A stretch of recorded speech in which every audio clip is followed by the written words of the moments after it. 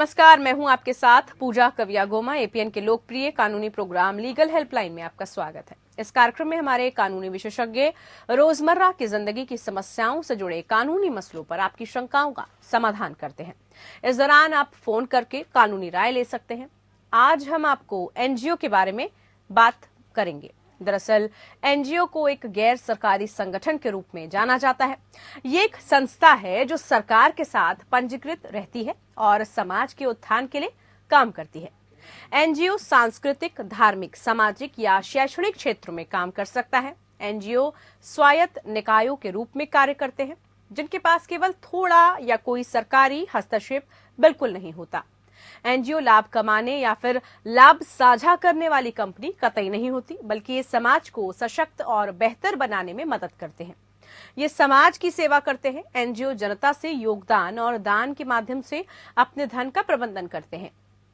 ये तो थी एनजीओ से जुड़ी कुछ बुनियादी जानकारी। ज्यादा जानकारी और सलाह देने के लिए हमारे साथ हैं अधिवक्ता राजेश नारंग जी।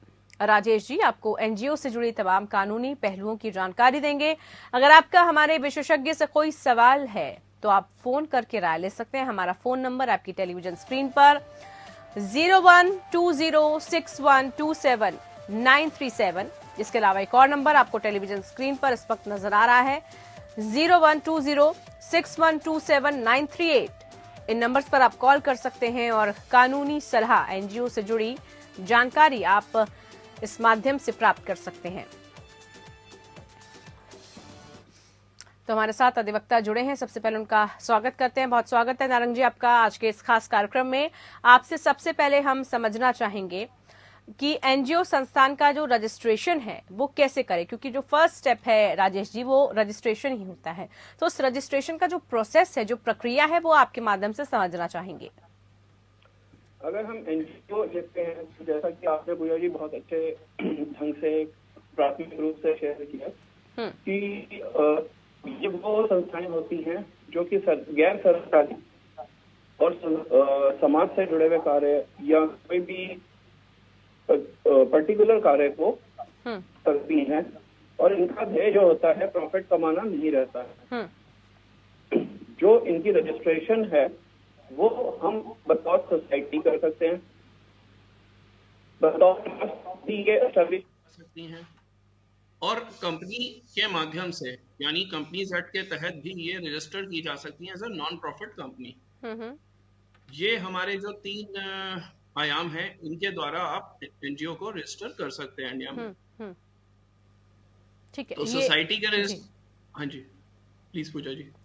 तो ये तो रजिस्ट्रेशन का आपने प्रोसेस बताया। इसके अलावा जब हम बात करते हैं किसी भी राज्य में कोई ट्रस्ट अधिनियम नहीं है तो उस राज्य में 80-82 ट्रस्ट लागू जो है 1882 जो ट्रस्ट है वो लागू हो जाता है। आपसे हम ये जानना चाहते हैं सर कि ऐसे में जो ट्रस्ट एक्ट के तहत जो रजिस्ट्रेशन है उसका कोई अलग प्रक्रिया है या वो उसी माध्यम से होता है? मैम जैसे ही ट्रस्ट के तहत हम रजिस्ट्रेशन अपना एक एंडोमेंट है, ट्रस्ट क्या है कि जहां एक एंडोमेंट क्रिएट किया जाता है और ट्रस्टीज अपॉइंट किए जाते हैं उस एंडोमेंट को मैनेज करने के लिए।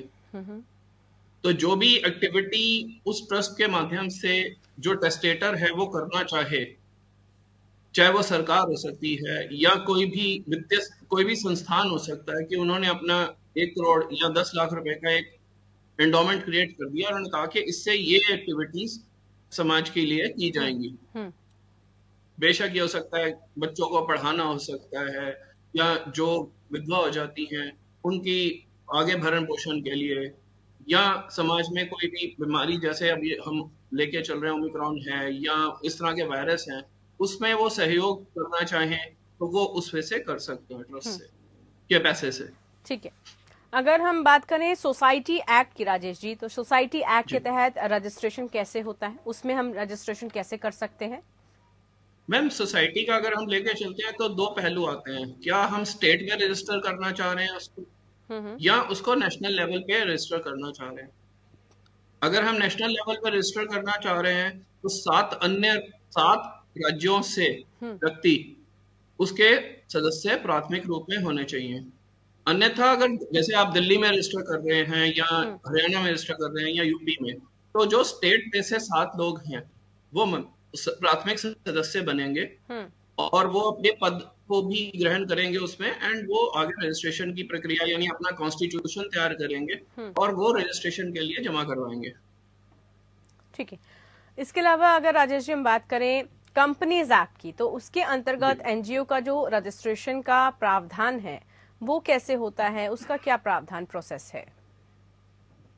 कंपनीज एक्ट के तहत जो आपका प्रावधान है उसका अगर हम देखते हैं तो सबसे पहले तो आपको डिन अपना रजिस्टर करवाना होगा। जो भी लोग उस कंपनी को फॉर्म करना चाहते हैं पहले वो अपना डिन रजिस्टर करवाएंगे जी। डिन रजिस्टर करवाने के बाद उनको अपने जो कॉन्स्टिट्यूशन है या मेमोरेंडम ऑफ एसोसिएशन हम कंपनीज एक्ट के तहत कहेंगे, एमओए, वो अपना फाइनलाइज करना होता है, जिसमें उनको मेन ऑब्जेक्टिव्स जो भी उस कंपनी के द्वारा कार्य वो करना चाहते हैं उसे लिखते हैं। उसके बाद जो इंसिडेंटल जो उनके संदर्भ में रहते हैं वो विषय लिखते हैं। उसके बाद वो एनजीओ का जो नाम रखना चाहते हैं उसको पोर्टल पे डाल के चेक करते हैं कि क्या वो नाम अवेलेबल है। तो ये प्राथमिक रूप से कार्य हैं। उसके बाद आपका जो प्रक्रिया है वो है आरओसी के ऊपर आपको अपने जो एमओए हैं वो उनको सबमिट कराना है। कुछ फीस रहती है, वो फीस जमा करानी होती है। जो डायरेक्टर्स बनना चाह रहे हैं उनकी आइडेंटिफिकेशन के सारे पेपर्स अपलोड होते हैं जी। उसके बाद जो रजिस्ट्रेशन है वो आपको एक सिन नंबर के रूप में आरओसी के द्वारा प्रदान किया जाता है। ठीक है, तो ये तो कंपनीज के आधार पर प्रावधान हो गया। इसके अलावा अगर हम बात करें एफसीआरए रजिस्ट्रेशन की, तो वो क्या होता है? एफसीआरए क्या है और उसके अंतर्गत कैसे रजिस्ट्रेशन मुमकिन है? एफसीआरए एक एनजीओ के लिए अवेलेबल है, बट उसके लिए उनको 3 साल का कार्य अवधि रहती है और 10 लाख से ज्यादा उनका जो है वितरण उन्होंने या इनकम और एक्सपेंडिचर दिखाया हो। ठीक है, ये रहता है।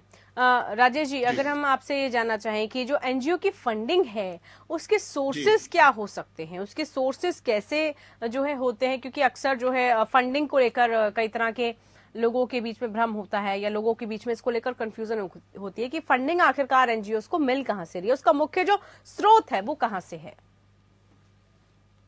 ऐसा जो कोई भी एनजीओ है तो सबसे पहले अगर हम देखते हैं तो उसके जो सदस्य हैं वो अपना कंट्रीब्यूशन कर सकते हैं। फिर जिस समाज से या जिस संस्था या जिस स्थान पे हम जुड़े हैं वहां के जो रहने वाले लोग हैं वो उसमें कंट्रीब्यूशन दे सकते हैं। फिर आप गवर्नमेंट से भी ग्रांट या एड प्राप्त कर सकते हैं और आप इंटरनेशनल इंस्टीट्यूशंस या जो फॉरेन गवर्नमेंट्स हैं वहां से भी आपको एड या कोई एक्टिविटी अगर आप यहाँ कर रहे हैं वो आ सकती है। उसके बाद यूनाइटेड नेशंस है जहां से आपको फंडिंग आ सकती है अगर कोई यूएन का प्रोजेक्ट आप लेते हैं तो। राजेश जी, जैसे आपने कहा, अभी जिक्र किया कि विदेशों से, फॉरेन से भी जो है फंडिंग आ सकती है, तो उसका प्रोसेस क्या है, उसके रूल रेगुलेशंस क्या है? अगर वहां से कोई सोर्स आता है, कोई फंडिंग अगर विदेशों से किसी एनजीओ को प्राप्त होती है तो उसके लिए क्या कुछ रूल रेगुलेशंस हैं? मैम, सबसे पहले तो एनजीओ जो भी हमने एनजीओ फॉर्म की है वो हमारे सरकार के दर्पण पोर्टल पे रजिस्टर्ड होनी चाहिए।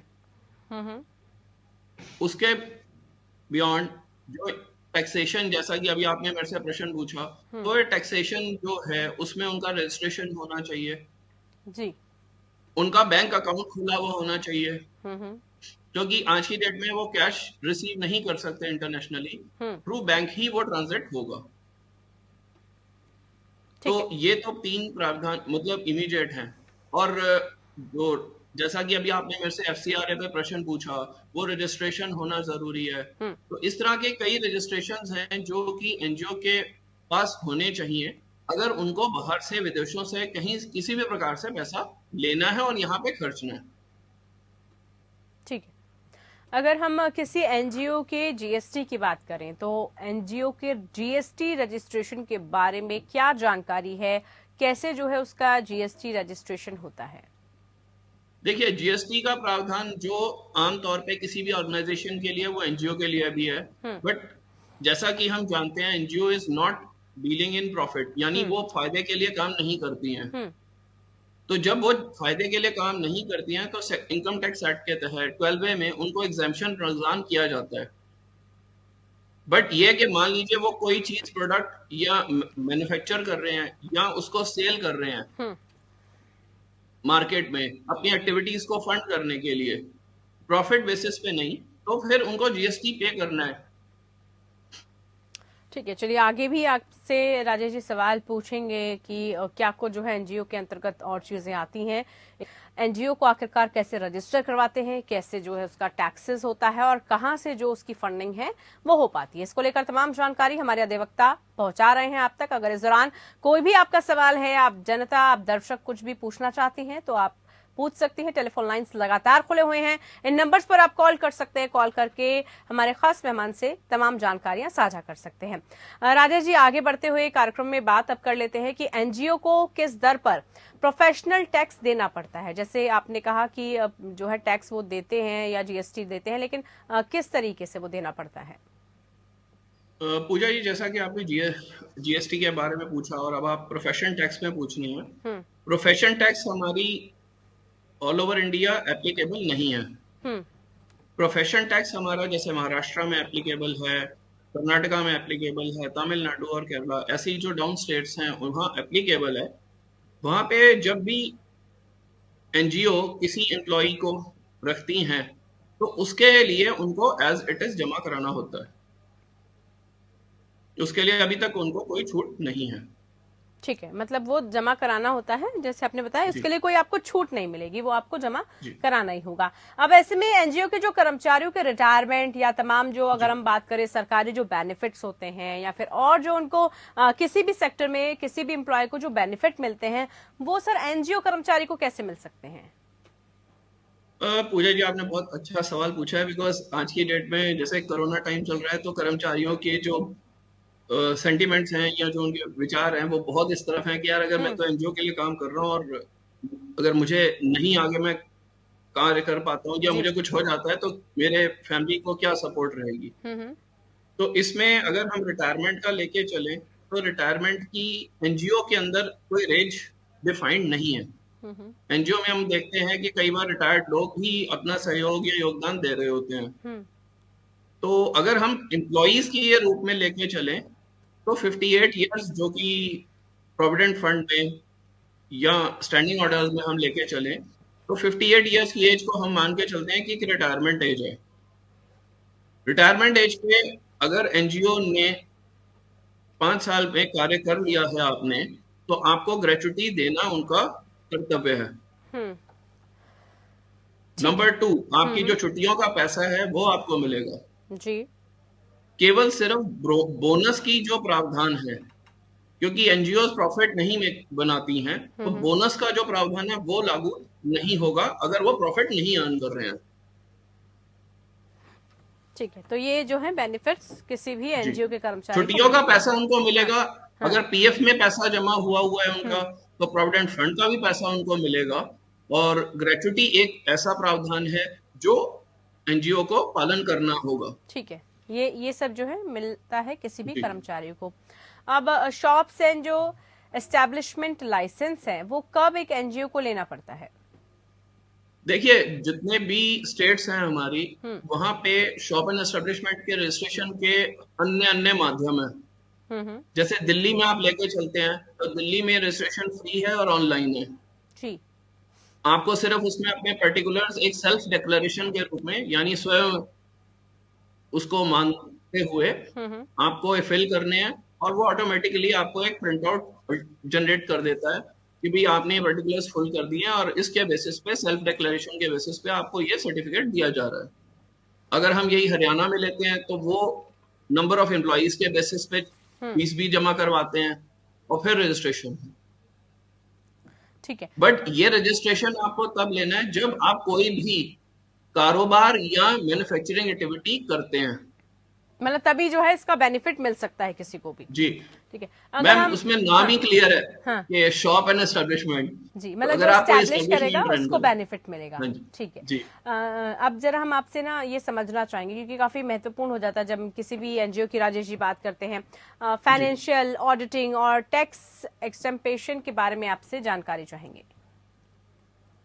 टैक्स एग्जाम्पशन, जैसा कि मैंने कहा कि एक सेक्शन 12 है जिसके तहत एनजीओस को अपना रजिस्ट्रेशन कराना है, तो उनकी जो इनकम है वो टैक्स फ्री हो जाती है। उसके बाद 80G है, इसके तहत कोई भी डोनेशन उनको मिलती है तो वो उस इंसान के लिए भी टैक्स फ्री हो जाएगी, वो अपना बेनिफिट आगे ले सकते हैं। उसी प्रकार ये है, जैसे कि अभी हमने डिस्कस किया था जी। कि जीएसटी है या कुछ और ऐसे इनकम टैक्स के लॉज हैं, तो उसके लिए इनको अपनी balance sheet, profit loss account, वो सब उनको उसी प्रकार से मेंटेन करना है जिस प्रकार से एक आम संस्थान करेगा। उल्टा एनजीओ को इस बारे में बहुत ध्यान रखना होता है कि उनके जो ऑडिटर हैं और जो उनका अकाउंट्स देख रहे हैं वो अलग सीए हो, सेम सीए नहीं होने चाहिए। जैसा कि अभी रिसेंटली हमने देखा है कि कई एनजीओ के ऊपर गवर्नमेंट ने क्वेश्चन किया या कोर्ट ने क्वेश्चन किया है, तो वो आपके अकाउंट्स ही आपको वहां पर आपका साथ छोड़ देते हैं। अगर आपने ढंग से अकाउंट्स रखे हो, अपने सारी चीजों के बिल्स लेके रखे हो, खर्चे के आपने सारा हिसाब रखा हो और आप अपनी एनुअल रिपोर्ट्स आपने प्रॉपर बनाई हो, तो कोई भी आपको ऊपर अंकुश नहीं उठा सकता है। ठीक है, अब ऐसे में एनजीओ को डिसॉल्व कब किया जाता है, क्या इसके लिए प्रक्रिया है? मैम, जैसा उसका फॉर्मेशन और वैसे उसकी डिसोल्यूशन। अगर आपने सोसाइटी फॉर्म की है तो जो सोसाइटी के नॉर्म्स हैं वाइंडिंग अप के, वो लागू होंगे। अगर आपने ट्रस्ट बनाया है तो वो ट्रस्ट का जितना भी पैसा है वो गवर्नमेंट को आपको डिपॉजिट कराना होगा, आप वो खुद नहीं ले सकते हैं। या जो बेनिफिशरीज रहेंगे, अगर उसमें ट्रस्ट में डिफाइंड है कि ये बेनिफिशरीज होंगे कि अगर ये वाइंड अप होता है तो वो उस हिसाब से डिवॉल्व होगा। अगर कंपनी है तो नो प्रॉफिट कंपनी है, उसमें डायरेक्टर्स वो पैसा नहीं ले सकते। Again it will go back to the government. Government किसी भी एक्टिविटी में उसको आगे वो खर्च सकती है। ठीक है, और अगर हम बात करें एनजीओ को किन क्षेत्रों में काम करने पर प्रतिबंध है, मतलब वो उसमें काम नहीं कर सकती है, क्या कोई ऐसे क्षेत्र हैं? बिल्कुल है। सबसे पहले तो वो सरकार नहीं चलाएंगे, यानी किसी भी पॉलिटिकल पार्टीज को पैसा नहीं देंगे और वहां फंडिंग नहीं करेंगे। फिर देश के विरुद्ध वो कोई कार्य नहीं करेंगे, ऐसे कोई एक्टिविटी में वो साथ नहीं देंगे जो देश के विरुद्ध जाती हो या हमारे रिलीजियस सेंटिमेंट्स को हर्ट करती हो या दुख पहुंचाए। फिर आपका कोई भी नारकोटिक्स से रिलेटेड बिजनेस नहीं हो, एनीथिंग विच इज बैंड, जो भी हमारे कंट्री में बैंड एक्टिविटी, वो उसमें फंडिंग नहीं कर सकते और उसमें कोई योगदान या सहयोग भी नहीं कर सकते और ना ही करना चाहिए। ठीक है, अब राजेश जी, अगर हम बात करें हाई एवोल्यूशन कमीशन की, तो वो किन हालातों में रजिस्ट्रेशन एप्लीकेशन रद्द कर सकता है? मैम देखिए, ऐसा है कि अगर हम किसी भी कमीशन का एग्जांपल लेके चलते हैं, चाहे SC/ST कमीशन हो, चाहे NHRC हो या कोई भी कमीशन हो, तो वो रिजेक्शन तभी होती है या आपकी डॉक्यूमेंटेशन कंप्लीट नहीं है, आपकी एक्टिविटीज में कहीं कुछ गलत है, या आपके जो मेंबर्स हैं वो किसी तरह की गलत एक्टिविटी में इन्वॉल्व हैं एंड अप्रूवल नहीं दिया जा सकता है। फिर आपने अगर अप्रूवल मिस रिप्रेजेंटेशन से, यानी गलत इंफॉर्मेशन देके उस टाइम पे तो पूरा कर लिया, परंतु वो बाद में पता चलता है कि आपने ये गलत दिया हुआ है, तो ऐसे समय पर अंकुश लगाना जरूरी है। आई थिंक कमीशन इसी पर्पज से फॉर्म किए जाते हैं कि वो एक तरीके से रेगुलेटरी अथॉरिटी रहते हैं। बिल्कुल। अगर हम बात करें डिस्प्यूट रेसोल्यूशन की, और जो कमीशन है यानी कि DRC, वो कैसे बनता है और कौन कौन इसमें रहते हैं? देखिए मैम, DRC के अंदर जो रिप्रेजेंटेटिव हैं, सबसे पहले तो गवर्नमेंट DRC कंट्रोल करेगी, तो वो गवर्नमेंट